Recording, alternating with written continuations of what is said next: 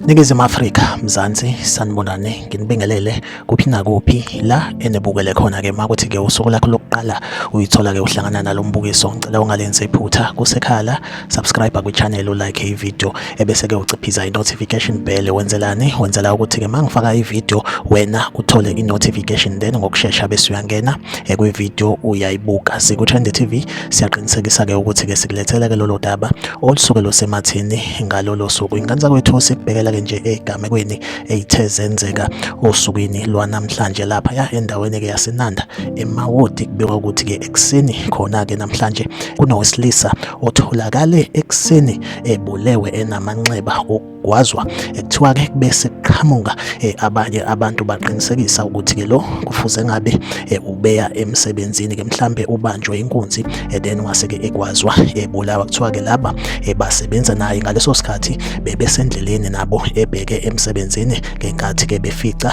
lo mshophi. Lesigameko senzeke laphaya endaweni-ke yaseNanda eMawoti, indawo yodumo le-West Gang okuyigilamkhuba eyihlupha kakhulu iNanda nje yonkana. Like i-video, subscribe kwi-channel, uphinde ucommente kwi-comment section ungitshela ukuthi kuthini ukuphawula kwakho ngalolo daba. Siku-Trend TV ngizohleze ngikhona ngilethela-ke indaba eyisematheni usuku nosuku. Asihlangabezane kwi-video elandelayo.